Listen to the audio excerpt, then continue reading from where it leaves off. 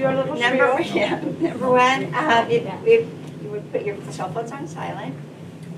And I'm Kathy Bowling, this is Lana Clark, and we're here at the UAS Ketchikan Campus Library where you can get a library card. We are part of the Alaska Library Catalog. How am I doing, communications You're professor? doing great. We can get a library card and you can borrow from this library. Our collection is academic collection, so it's different than the public libraries, so you have a lot of choices in Ketchikan. And you can borrow books from libraries across the state, including the other university libraries, Egan, Rasmussen, and Consortium. Yes. Is that through the ILS system? No.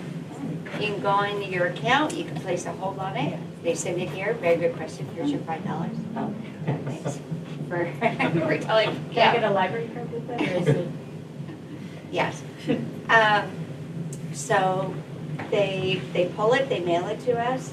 You come in, we check it out to you, you bring it back to us, and then we mail it back, so there's no cost to the library user.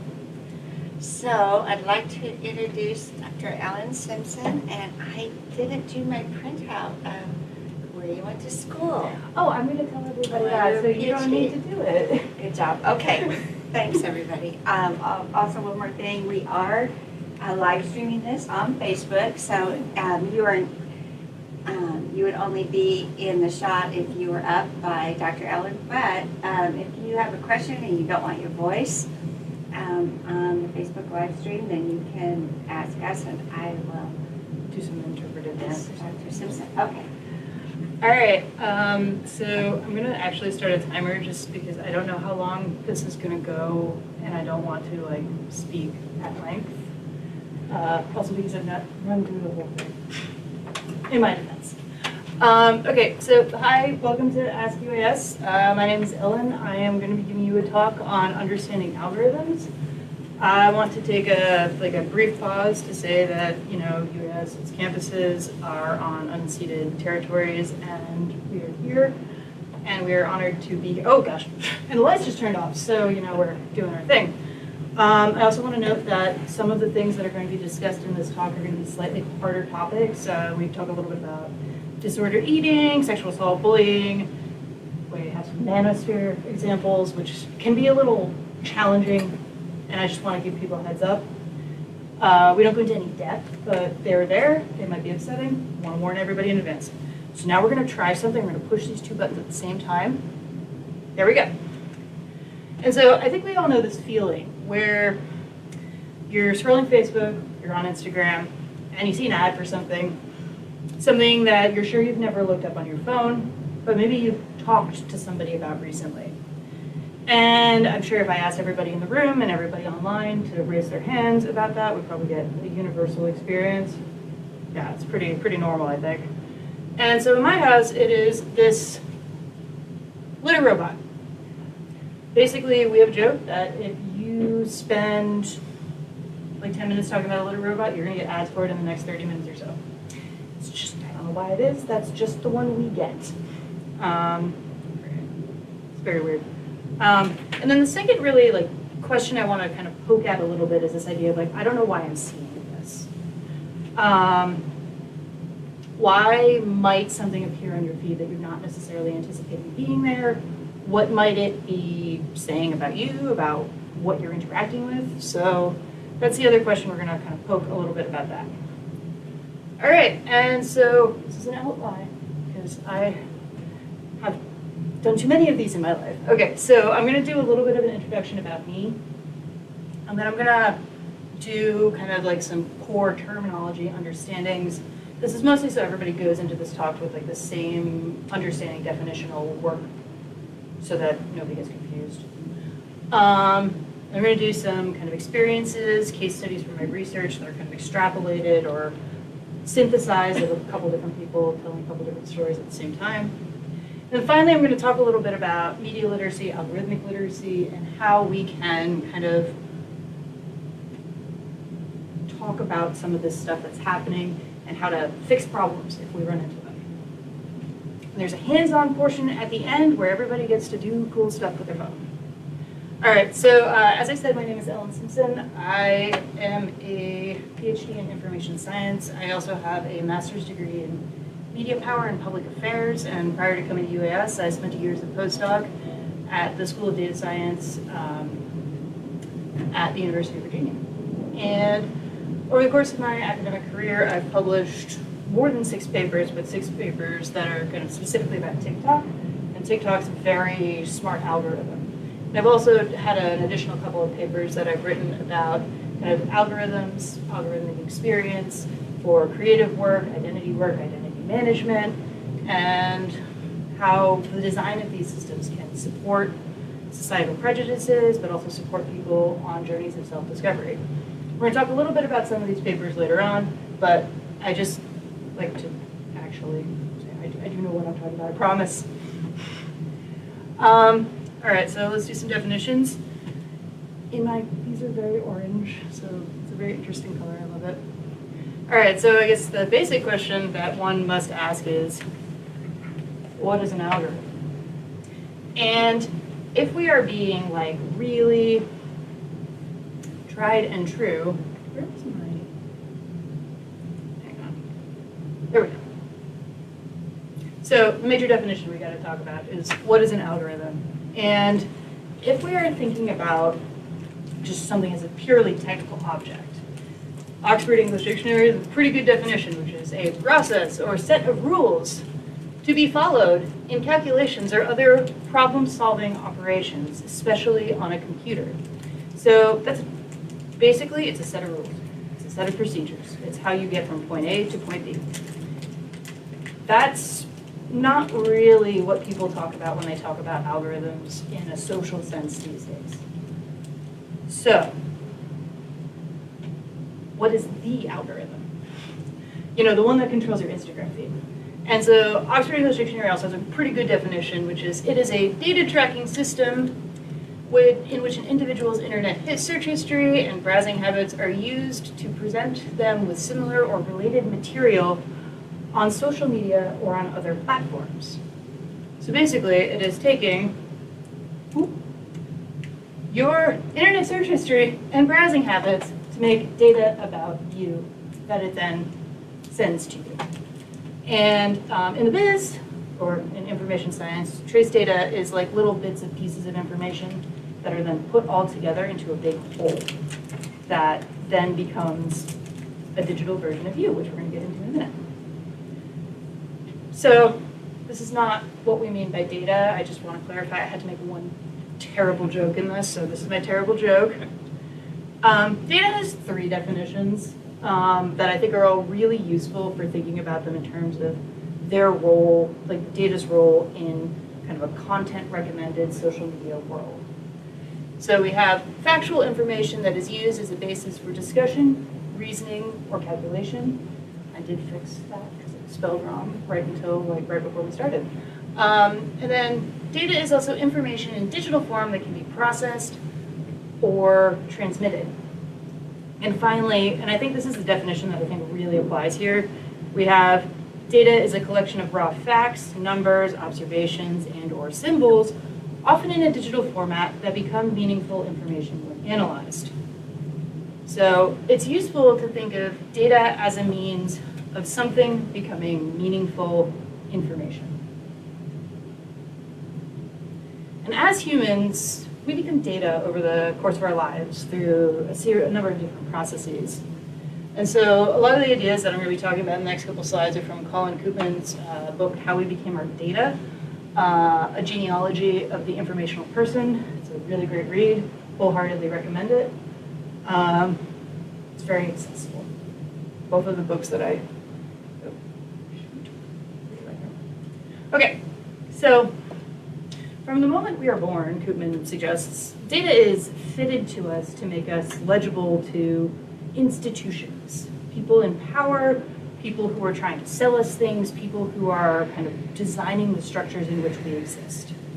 The first thing that he points to is the process of creating birth certificates to demonstrate how a birth is legitimized in the US. And the parents must file the birth certificate, and now the birth certificate then goes and attaches a bunch of data to a baby. at the same time as legitimizing them as a real life human in the eyes of the state. So it attaches your name, it attaches a sex, a date of birth, a place of birth, a time of birth, it attaches your name to your parents' names. It also creates a record that is then filed and recorded with the state. That is on the screen, this state file number, and then this number right here. And this is actually a cool birth certificate. I found it in an article about Benny Benson, who designed the Alaska state flag. This is his birth certificate. I just happened to find it, and it was the only one I found that was not really redacted, and it was published publicly, so it has all the details. Kind of cool. But as we age, data follows us, right? So the information on your birth certificate is then used to get yourself a social security card. And then hopefully, with these two, you can go get yourself a passport. And then you can also, with these two, go get yourself a driver's license. Tribal ID kind of comes in this space as well. But hopefully you're not doing all of this at the same time, because that's like driving as an infant and not a good idea. But this data that follows us around is like true data about us. Like, we were all born at a certain time. Our parents are certain people. And even if that data doesn't necessarily reflect like the circumstances, like maybe I don't know who mom is, I don't know who dad is, there might be kind of a blank there, but it is in alignment with all the other documentation that you have. So that data kind of impacts our access to services, and it classifies us for state and social institutions. And so if we go back to this definition of data as a means of something becoming meaningful information, data fitted to people makes us legible, right? It's a very basic, like, we just become more translatable. But this is all in real life, right? This is like about a human who exists here. Here's my driver's license, here's my birth certificate, here's my social security card. That number is not going to change. It isn't necessarily true online in the same way. And this is because people lie. And they often do. But interestingly, and this is the part that I think is really fun, their data doesn't necessarily lie. Their trace data. And so these ideas come from John Cheney Lippold's great book, recommended to freshmen in college. It's called We Are Data, Algorithms in the Making of Our Digital Selves. 2017 book, really interesting guy. He's a professor at Michigan. So on Facebook, we can represent ourselves however we want with true or false information. For instance, this is my Facebook page. You can see that I studied at CU Boulder, that I live in Ketchikan, I'm from Vermont. And this is all true information about me, Ellen, the human. Cheney Lippold, however, argues that there's a version of you that is constructed out of trace data that is different than what you would see in a Facebook profile. It is instead a construction of you based on the things you like, the things you read, the things you skip over, the things you engage with, the videos you watch, the videos you didn't watch, the comments you read, the comments you didn't read, the comments you liked, the comments you didn't like, or liked and then unliked. That's a thing that happens. What you buy, what you don't buy, what you browse, put in your cart, but don't buy. What you don't necessarily engage with, but maybe do. These data points are all measured in a constant balancing act towards what Cheney Lippold calls measurable types. So, wow, that scaled really interesting. I like that. This is great, actually. This is wonderful. So a good way to think about measurable types is in the extreme of gendered online advertising, right? So on a place like Facebook, there is a slot where you can put in a gender. You can say, I'm a man, I'm a woman, I'm non-binary, I'm trans. And that construction of your gender can also be discerned through your trace data, where you have an extreme on one end of this is a dude, and an extreme on the other end of this is a woman. And everything you interact with on these platforms is putting little things on the scale of male-e or female-e. This is very funny. I don't know why I did that. But so it's like little things are constantly being put in these scales, and these scales are constantly changing. So, for example, Oh geez, this is gonna be this is gonna be really funny. All right, so we have Tom and we have Danny here. So Danny's account, there are two people with Facebook accounts. Danny's account says she's a woman. Tom says he's a man. When Tom and Danny are served ads on Facebook, these ads usually correspond with their respective gender expression as stated in their profiles, right? For instance, Tom gets ads for men's clothing. Incidentally, this is an ad I got. Danny gets ads for women's clothing, also incidentally an ad I got. So, but Tom out here is looking for a pair of work pants, and so he's a boxer, and so he has kind of one of those like butts that dudes get that doesn't necessarily fit in normal cut men's pants. So he goes and he's looking at some women's pants. Good for him. Yay, Tom. Danny is really jacked, and when you have broad shoulders, sometimes you need to go buy and look at men's coats because your shoulders are too broad, and women's coats are made like you're like this all the time. It's terrible. So they might, based on these interactions, based on things that they're engaging with, maybe not even directly on Facebook, start to see things that don't necessarily align with that little gender box that they filled in when they set up their Facebook. And this, unlike the static data point of that gender box, starts to skew the way their data is understanding their gender and tilt the scales in a direction that feels confused. So Danny might start to see ads for men's jackets as well as women's jackets. Tom might start to see ads for women's pants. Again, my ad profile, I really enjoyed making that. So all of this is really because you are not necessarily that the content being recommended, okay, oh, bleh, I said that very poorly.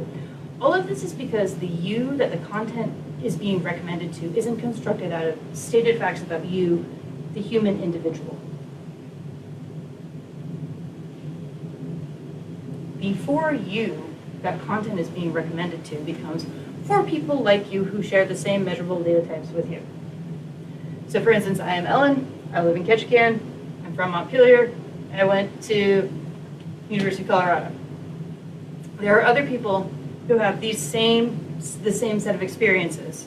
And online, in these datafied worlds that we live in, I am not only being evaluated as Ellen the human and Ellen the human's lived experiences, but I'm also being evaluated against all the other people who share these same measurable types of data with me. So if I, Ellen, meet somebody else who is from Montpelier, who lives in Ketchikan, and who went to CU Boulder, like, the likelihood that our two sets of data are being pumped up against each other in some kind of ad recommendation algorithm somewhere is pretty high because we are the same. Yes. Sorry, what do you mean by pumped up against each Pumped other? up each other. Oh, Yeah, like we're just being compared. gotcha. So I have a lovely slide actually. So like when you say create a new profile, they get advertising you just because, oh, you're a woman in your 20s or a man in your 50s and people in that age group like this, and then you kind of tilt that scale based on, okay, gotcha. Yeah, so you basically are constantly tilting the scale, and when you start fresh, which we can all learn how to do at the end of this, I promise, there is the blank algorithm. Like if you are like logged into like TikTok or Instagram without actually being logged in, the stuff you see is wild because the stuff you see is not tied to any identity. It's tied to random chaos, and that's really interesting.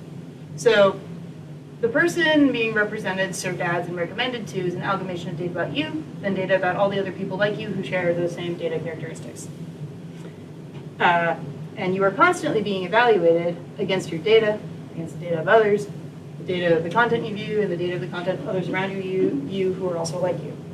So it gets a little complicated. So the question then becomes, why? It's to keep you engaged, to sell you stuff, to keep you mad, to keep you feeling some kind of way about something, to keep you scrolling on your phone so they can serve you more ads. I think the fundamental misunderstanding of social media broadly is this idea that it is social. these companies exist to sell you things. They are advertising companies. And the product that they're selling is you, your data, your interaction data, and how they all put it all together to make these little people, imaginary people that they can then serve ads to. So screen time on apps like these is money. And for social media platforms. And any free app that appears to be free, there is a hidden cost, and it's usually you're surrendering some kind of personal interaction data that you never really, like they don't never really spell out what it means, but that's what's going on, and it's terrible. And so I did build in a pause for questions here. We got one. Does anybody else have any? Are there any online? Yes. I had one. I forget exactly what they were, but I do remember learning my communication law class that a scholar once asserted that people could be identified just based on 3 identifiers. You know, I don't know if that correlates with your line of work, but is that the date of birth, sex, and area code thing? I would say date of birth, sex, area code are good possibilities for that. The other thing would be you get to think about what is tracked in voter rolls, because that's also a very key set of data that is publicly available, and in some states they keep track of more stuff than in other states. So date of birth, name, and potentially address is another way to identify people pretty quickly. Yeah, I don't remember what it was either, but I know I'm familiar with what you're talking about. Yeah, forgetting. Okay, so I would like to give a few examples from my research.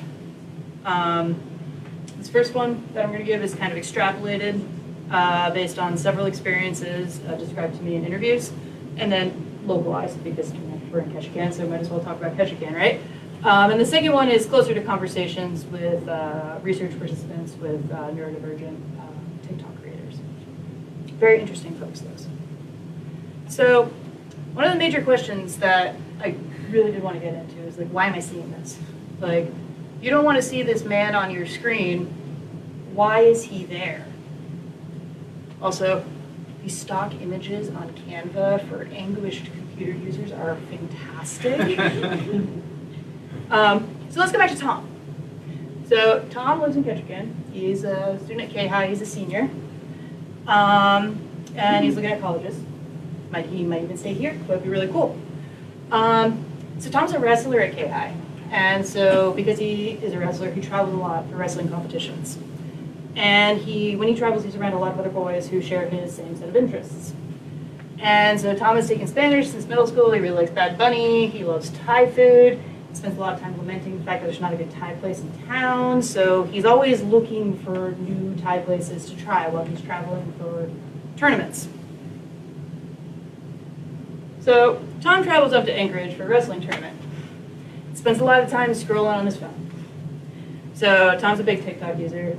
At this point, his feeds mostly wrestling content, goofy Bad Bunny videos, and other stuff about video games and music.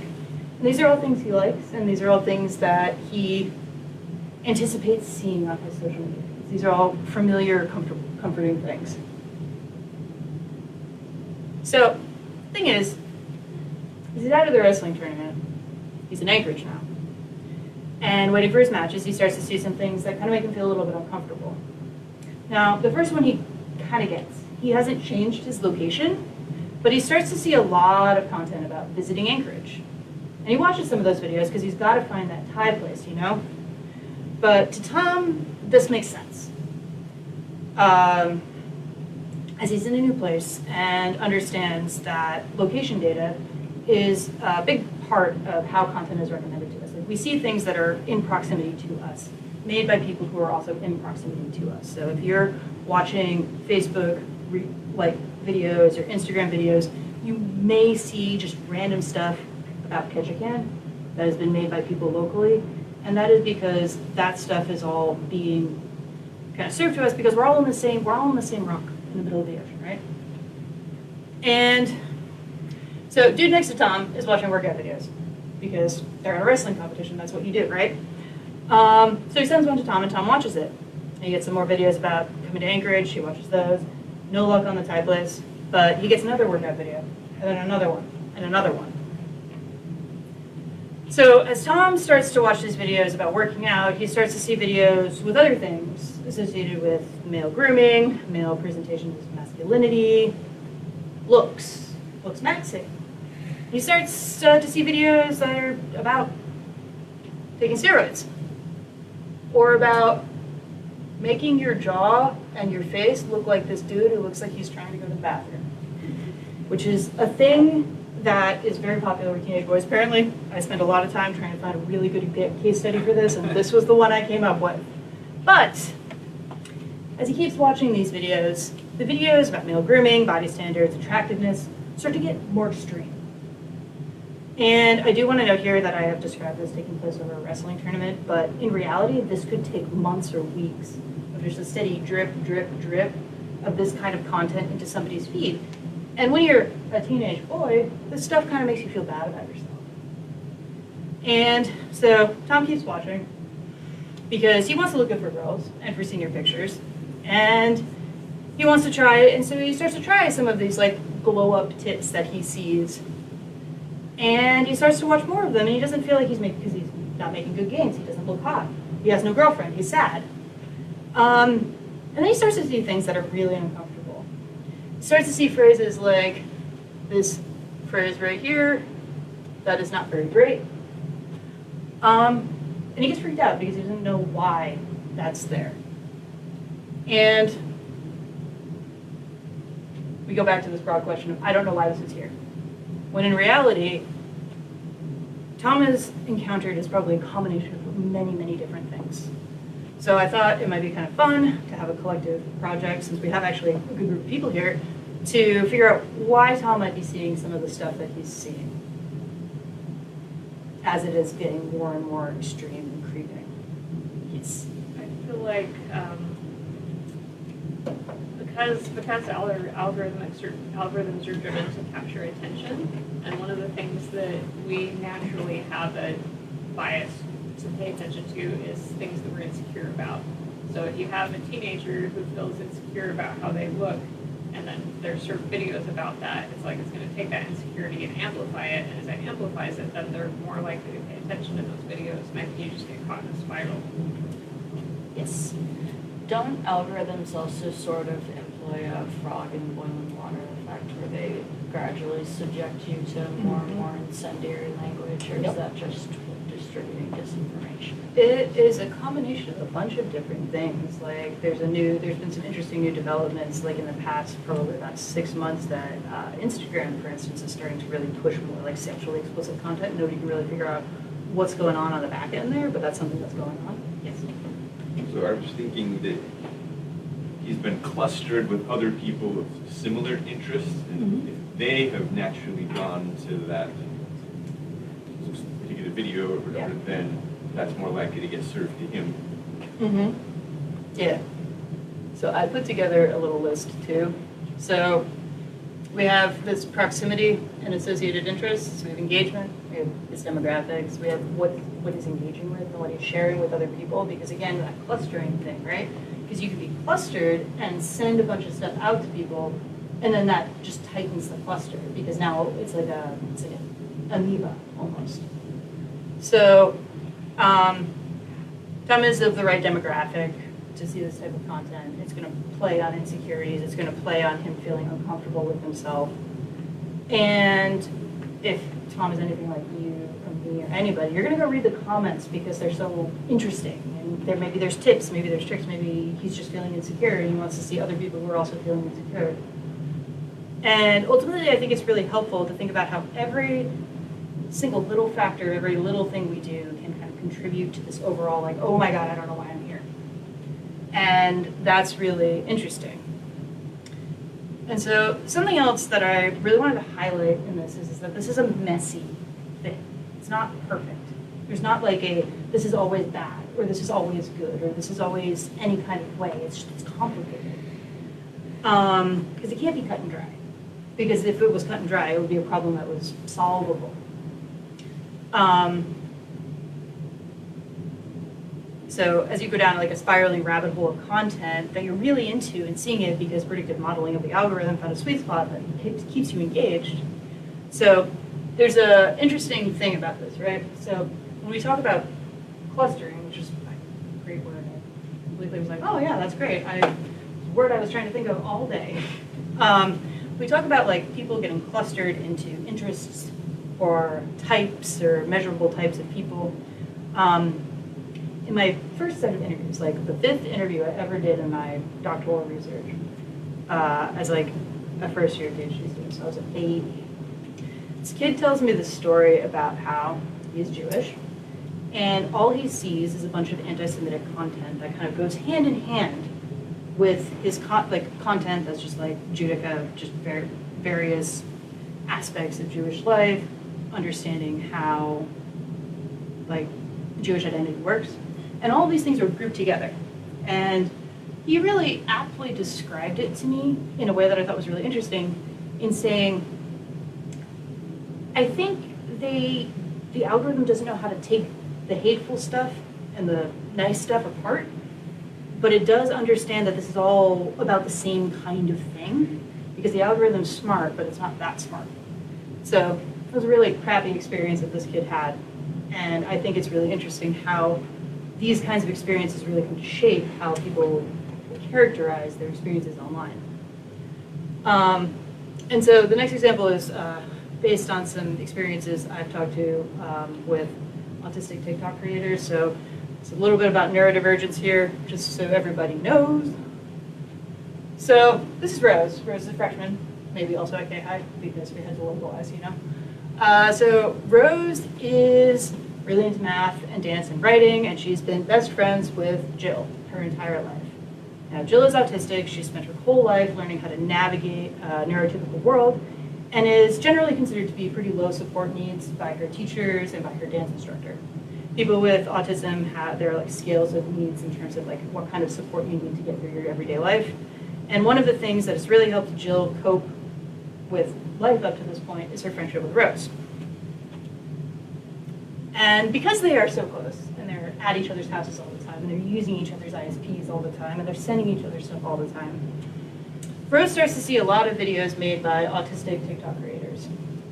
And wow, bestie, are those relatable videos. So Rose finds a lot of this content really relatable. She finds it really starts to wonder if maybe I share these traits, maybe I am this way too.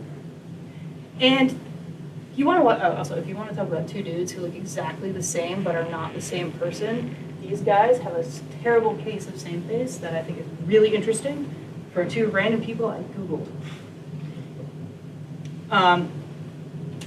So Rose goes to Jill and says, I keep seeing these videos and I find them really relatable because everyone who's autistic hates big spoons. And this video I found, it's funny because you also hate big spoons and you're autistic, so that makes sense and that makes it true, right? Because they're 14, they're kids, they don't know any better. So Jill, in this situation, is also like, what the heck? She's trying to navigate the fact that she doesn't like these videos because she thinks that they really trivialize her experiences as an autistic young woman, kind of navigating a school system and navigating dance classes with a bunch of neurotypical people.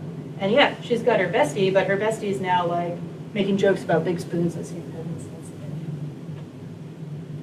So here's the problem. Rose has gone so far down this rabbit hole of online autism content that she can't really get away from it because she's been like just gone deep dive. And so despite not being asked to, she keeps sending this content to her autistic friend as a way of relating to her. And because they spend so much time together, it's also starting to feel to Jill like it's just stalking her. This data is stalking her. And a lot of it is because they spend so much time together and they're sending each other videos all the time, it starts to natively creep into her algorithm as well. And Jill can't escape it, and it really starts to feel like Rose is making fun of her because her autism isn't like the autism that she's seeing on these videos. So, as Rose, this is my brilliant spiral, by the way. I've had so much fun with this. Making this was really fun. I love doing stuff like this. So, as Rose starts to go down this kind of very specific spiral on a very specific identity, she gets so down deep into it that it's the only thing she sees on her feed, and in an effort to relate to her friend, she keeps putting her foot in her mouth. and sending your friend these videos.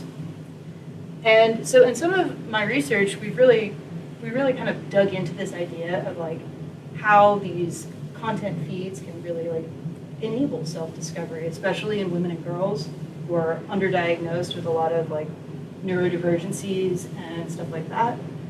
But algorithms on TikTok in particular, as people start to engage more and more with this content, do seem to play some kind of a role in nudging people towards, maybe I want to go and explore this. Maybe this is actually something that I need to explore. Maybe this explains a lot of stuff. So when we say biographical illumination, that's the idea that once you get a major diagnosis or a major whatever, you automatically take that diagnosis and you think back across your entire life and try and recontextualize every single experience of your life through that. It's a really interesting piece of work, especially around autism diagnoses, although it is also very true for cancer and other kind of learning disabilities and stuff. But the problem with these videos, as a small collection of the many ones that I have had to read over the years, is that they're not necessarily full of the most accurate information. And there's been a lot of research that's come out over the past few years about how there's like half-complete, incomplete mis and disinformation about some of these pretty common neurodivergencies being shared in these videos on social media. And a lot of these videos reduce these really complex conditions to trope-like traits. And that can cause harm. It can also be beneficial to people who are exploring their identities. But I really think a good example of this is the example I used previously, which is this idea that everyone who's autistic likes using a little spoon, hates a big spoon, hates the overhead lights, and all of these are just traits that normal humans have. Everybody has preferences, everybody has things that they like and don't like. And the thing that is happening in these content creation spaces is that people are creating these little boxes that are easy to put people in. And it's doing a lot of work to simplify things. So sometimes this kind of content can be really harmful, but you can get into these very tight spirals where you can't get away from it. And sometimes it's really beneficial. So for somebody like Rose, you have a journey of self-discovery, you feel seen, you might find a community, you might be moving towards a potential diagnosis of your own, which is huge, especially if like this is something that's been bugging you your entire life and you're not quite sure, but it seems like it could be accurate. Conversely, you have somebody like Jill, who is feeling mocked and misunderstood by these videos that kind of trivialize her entire life experience. And she has to deal with the mental load of not being the right kind of autistic as well, which is really hard for a lot of people. And this is something that came up again and again and again in the research. So there are really a myriad of factors as to why, the question of like, why is this on the feed? Why has this appeared? And ultimately, I think the answers lie in your behavior and how you choose to engage with things over time, and the way that that then is constructed into your trace data. And so I have some solutions, maybe. And I want to start with this idea that you and your data together make up a digital view of you, and the way that you browse and behave is constructed in a certain way. And so this is documentation from Facebook that kind of shows how these types of people are created. And so on something like Facebook, there are like things you can fill out to provide this information, but they can also create this information out of data. Like you don't tell Facebook that you're an iPhone user or an Android user, right? That they just kind of like infer that just based on, well, you downloaded the app from the Apple Store instead of from like whatever the Android market is called. I don't have an Android phone. Google Play. Thank you. And a lot of this has to do with how these targeted demographics work. So this is from LeadSync. They're like a advertising company, but I thought that this was an annual report that they put out about various kind of statistics and various details about people and how you can target people within ads. And now I apologize that it's a little blurry, but you have everything from financial, generation, relationship, work, industries, job sites, employers, home, parents, life events, education, ethnic identity, politics. Like this is like basic stuff that can be kind of used to construct a version of a person, and it can get hyper specific. The second one actually was really scary one, because there's just like mobile devices, what your behaviors are, what you do, what is your shopping behavior. And all of this stuff is all factors that go into how you are constructing a digital view that is then being served ads, is being recommended content to. This stuff on the side here about like, what operating system do you use? And it goes back to Windows Vista, is pretty cute too. So I think when you say, I think my phone is always listening to me, the question is like, yeah, it's listening to you, but it's not listening to you in the way you think it is.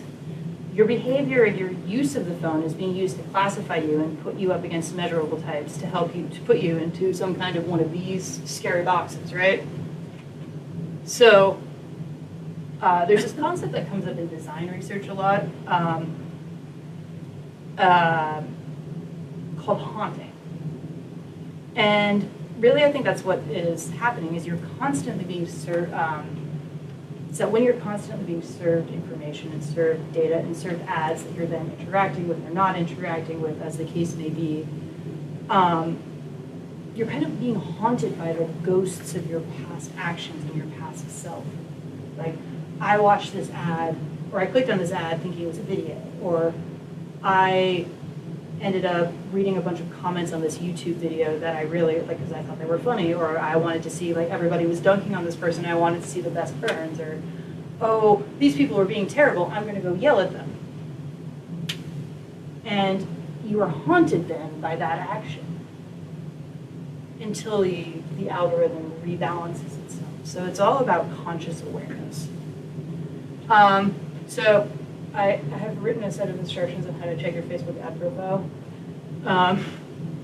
which is, if you go to your settings and go to your account preference, you can go down to ad preferences, and there's also a way to do this on TikTok. And you got full disclosure, you got a lot of mine. So basically you go to Account Center and then you go to ad preferences, and then this will take you to a screen that looks like this. You can see I got some ads for some underwear, because that is number one thing I get ads for. The ads I've saved, I don't remember saving them, but I apparently saved them, and I'm sure this is causing something to change in my algorithm. And then you can also see, you're seeing advertising from and what topics are being served to you. So, you can see that I am getting served a lot of content around home storage solutions and headwear and hats and hair extensions and wigs, which I'm not quite sure why, but we're gonna like not think too hard about that. And what's interesting is that Facebook gives you the ability to control some of the things you see. You can turn off any of these. Like, say, I don't want to see anything about headwear and hats anymore. You can just say, don't show me ads about this. But the thing is that Facebook never tells you that. You had to, like, I had to go digging to find all this stuff. So, I think the main point of answering this question of, I think my phone's always listening to me, is also understanding your data and understanding how your data is constructing you is really important to this. And that's why going to something like this and saying, well, we think that you should see a bunch of ads about weaves and hair extensions, of which I have none going on here. There's nothing happening here. But if I go and I look for a bunch of things about weaves and hair extensions, I don't want to see that, but I keep getting served ads for it. I keep getting served content for it because I like watching videos of people detangling people's hair. I don't know. Maybe that's all it was. Who knows? But now I get this ad. And it's kind of cool that you can go and turn that off if you don't want to see that anymore. But then I would lose my hair detangling videos and I'd be really upset. So the second thing, and this is like the one time I'm going to get on a soapbox, I'm so sorry. He's like, the other, there we go. Similarly to this is understanding your curated content, because you can go down rabbit holes that are absurd and scary, and sometimes they're both. And a lot of this comes back to this core idea of media literacy and algorithmic literacy. And this is the thing that I teach to my Comp 101 students, which is describe what you're seeing and what you're not seeing. So if you're getting a feed of a bunch of stuff you don't want to see, what are you not seeing? Are there faces? Are there people? Are there ideas that you're not seeing? And then this idea to like isolate patterns that call for more attention. Like, so if you keep seeing something that's like really bugging you, something like a reoccurring topic, a gender balance, over or under representation, these are all things that we analyze as we're thinking about the media that we're consuming. And then finally, look for meanings in the patterns that you're seeing. So if I start to see a bunch of stuff about politics, and I really try not to do politics on my Facebook, what did I click on? What is my data saying about me? Is there an election happening? Because I might not be able to get away from it, you know, stuff like that. And I want to conclude with a little bit of like this example of how rabbit holes can get really absurd with the manosphere example. So there's this thing, there was an article in the New York Times, I want to say like 2 days ago, about dudes who get limb extending surgery, where this guy is saying, "Hi doc, I'm 182 centimeters tall, that's 5'11", and would like to be at least 193 centimeters tall, that's 6'4". Dude is almost 6 feet tall, and he is complaining and getting really invasive surgery. I guess you could call it gender affirming care, but it also feels like maybe this is just toxic masculinity. But this is something that is very easy to fall into in these spaces. Also, I just really wanted to make fun of these. So this is the absurd side of the manosphere, because that's absurd. Nobody needs to do that to themselves. I guess if they want to, they can. But like that's the absurd side of the manosphere. I have to click both buttons. But then there's also the scary side, which is you have manosphere influencers whose content is constantly being cut and put all over the internet despite being banned from these sites. And it says, why am I being targeted by the state? Like, it's Andrew Tate. He got arrested for raping and trafficking people. It's bad. And this kind of content gets into these spaces very easily because you can't escape it. And I also found a very educational graphic of bad people that if you see your kids interacting with this kind of content from these kind of folks, it may be worth having a conversation with your kid about what is it about this person that you like? Because like some of these guys, like this guy, Aiden Ross, he streams porn. If I was a teenage boy, I'd probably be like, yeah, I want to watch that. Because I can't watch that otherwise, right? Because he's doing it on Twitch or something. Like, it's accessible. But these are people who are not great. And they're people with pretty wide reach, which is uncomfortable. Also, this is a phenomenal graphic. And so, when folks really feel like they can't escape these spirals that they get into, I think it's really good to go back to this core idea of media literacy and thinking about what you should be talking with your kids about and with your families about and with your peers about is not so much, oh no, I'm seeing one of these guys. It's when you think about what you're seeing online, what do you see? And then what maybe isn't there? And what maybe isn't being said, or what maybe is being said, but is being said too much. And there's a really interesting, conversation I had where a guy was telling me about a coworker of his who's like pretty political, but also doesn't understand why he is so mad every time he goes on Facebook. And he's not a big fan of Trump, and he gets all these things about Trump, and every single time he reacts to them and he comments on them. And then he wonders why his feed is full of things about Trump. Because, again, we put ourselves into little clusters of people, and then we get more of the same thing. So recognizing those patterns of behavior can help you save what's going on in the big scheme of things. But also, how do you retrain your algorithm? So this I took from a Canadian nonprofit that has a whole info sheet that I forgot to print out. I'm very sorry, guys. But there's a little bit of steps that you can take. And some of them are intuitive, like engage with things that you like. But also, there are affordances, abilities within these apps to tell people in these apps, I don't want to see anything like this anymore. You can say, don't show me this. You can push and hold. And you do that enough, people will stop surfing that stuff. There's also intentional engagement, like think about what you're seeing, think about why you're seeing it. Yes? What did you just say? Push and pull? Yeah, so on TikTok and also on Instagram, if you like are seeing a video and it's like a video you don't like, you can just push and hold.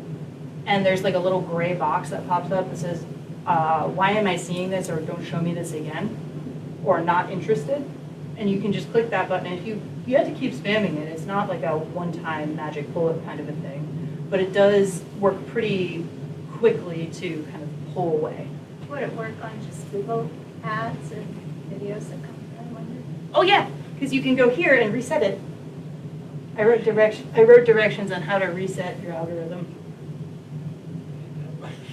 What? I need that one. Yeah. So this is really interesting. Like, so this is through YouTube, but this would also cover your entire Google ad profile, because Google owns YouTube, Meta owns Instagram and Facebook, and then TikTok is its own beast, and it is what it is. But these are all ways that you can reset this. And also, the Instagram thing is really interesting because you have to click reset suggested content 3 times in order to get it to actually reset. And that in the biz is what we call a dark pattern. And those are bad. We don't like them. They're creepy advertising things that people do. And my notes just went away. They're well purpose to be served. To keep you from actually doing the thing. So when you think about like unsubscribe, like you get a bunch of spam, and you want to unsubscribe from it, but you have to scroll all the way down to the bottom, and then in size 2 font in the bottom, there's a grayed out unsubscribe link that is the exact same color as the background of the email. That's a dark pattern. And so diversify your feed. Make sure you're seeing diverse things. If you are really sick of seeing, like, I don't know, chicken videos, go watch a puppy video. Go watch a bunch of puppy videos. Then you're gonna get puppies in your feed, and it'll be great. And also, there is a way to do a reset. And TikTok and YouTube make it very easy.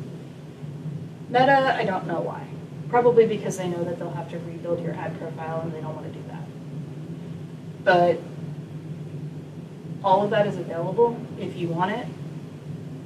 Because ultimately, this is why your algorithm is doing what it's doing. And this, plus all of your engagement, is why your algorithm is algorithming. And that is the end of my super short show. But I did want to pause for questions, and I think I did that in the exact perfect amount of time, right? Good. All right. Yay! I will answer any and all questions. I'm very pleased. Are there any online? No. Cool. All right. In the room. Questions online. So if, earlier you had mentioned that if you're not logged into, say, your profile and you go into Facebook, whatever. Yeah. Would that information still correlate, say that you do end up logging in, same IP address, same device, whatever? Would they take that information they had shown you earlier and transfer that over? I'm just wondering how often I'm going to have to reset this stupid thing. So I think that the way that I would think about it more so is the raw feed is like a bunch of teenagers in a hype house. Like teenagers in a house making the most obnoxious content you could possibly think of. There is a very hyper-specific behavior pattern that these folks in these videos will engage in. And for some reason, it is beloved by these algorithms, and I could not tell you why. But if you have yeeted everything and you've deleted it, it would also delete your IP address, and then it would reattach itself. It might actually, I don't know if it'll log you out entirely, but it might. But yeah, Google is definitely. The YouTube one, I don't know, because YouTube is like a creeping algorithm. It'll like keep pushing you in directions that is uncomfy. Like you can like spend like, I don't know, like watch like 5 videos on there and you're going to see like recommended videos that are not at all what you were looking for, but are kind of ugh, you know?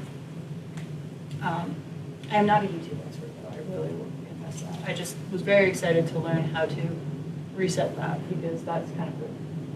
Yes? Is there a reason? I mean, what you've been describing is this inevitable creep to the creepy rather than some other way. Mm-hmm. Is that just like baked in? Ultimately, I think it is, like, my scholarly professional opinion is that they want that there because that is what gets them metaphorical butts in seats, right? Like, they are filling a room by sending people down this direction that makes people upset. So as more people get upset, they spend more time on the app, and then they engage, and then they see ads. And that is kind of the inevitable, like, slump that these folks just, like, all they want is for you to stay on the platform. They don't want you to navigate away. Like, one of the major data points that I didn't really bring up is click away rate, where if you click out of like, if you're watching a YouTube video and then you click into another video or another window on your browser or another app, they track that too. And that's how they can say, well, YouTube, am going to serve you ads on Facebook because you keep clicking away from me and going on Facebook. So I want to bring you back. And it's really all just trying to make more money. It's just really crappy capitalism at the end of the day. And it sucks because you'd think that there wouldn't be a place on the internet for some of these videos and some of this content that's really upsetting. And yet it keeps getting uploaded, and the humans who are in there watching these videos at like 10 times speed, traumatizing themselves watching very uncomfy things, can only do so much to prevent, like, it's like a fire hose. And a lot of that has to do with how people view these platforms as means like getting rich. Like, I can become an influencer and I'll make a lot of money. And a lot of it is just people are really messed up and just will put like the most messed up stuff online for no reason other than I could. And that's also really hard to deal with sometimes. I'm sorry, I didn't mean to be a downer, but that's like... No, well, that's kind of what I wanted to know about, so. I got you. I can answer any and all questions. Yes, and then yes. So in the event that the option to reset your meta profile didn't exist, if, like, let's say I had a social media and I went home and I forgot how to access this, and I tried to do all those C lists of XX and X ads, boom, boom, boom, and ticked off everything. I noticed, and this is probably like a Section 230 thing, so they can't be held responsible. They said, we'll try to show you less of this, which doesn't suggest an outright ban, because again, the algorithm can't filter out everything. But to what extent do you think saying, I don't want to be shown anything, like ticking off every box, would reset the algorithm? How effective do you think that see less of toggle really is? I have no idea, honestly. That's a really good question. It might be worthy experiment. Okay. For context, for folks who aren't aware, Section 230 is a part of a FCC policy that basically says that a social media company is not responsible for the stuff that people put on their platform. They are a host. They are not responsible for the scary child sexual assault material that has been put on there. That's somebody else's fault. They just happen to be the house that it lives. Like, stuff like that is, it's a complicated law. And it's complicated in that it's both good and bad, because it allows for a lot of free expression, but it also allows for some going on. It's hard. Like everything on the internet, it's messy. I was going to say, we don't have a cat, but now that you've showed us an ad for a cat, I'm curious as to whether we will see an ad. Litter coming up. robot. Litter robot. So everybody watch for that in your feed. I was worried about the underwear. Oh. I mean, those are underwear for girls. Yes. I just think that it's ironic that we're here having this discussion and Mark Zuckerberg, has been on the stand all day long. Oh, I didn't even realize that. I wasn't even paying attention to that all day. Fighting this kind of thing, and I think 2 of his platforms have settled, like maybe Meta and Instagram, but he's still fighting for whatever it's fighting for, Facebook or whatever's left. I think that Because there's this 20-year-old who said that they became addicted when they were 9 and that they suffered irreparable harm. I mean, I could see that. Yeah. There's like some really icky stuff, Yeah, especially when you're 50. yeah. It's addictive.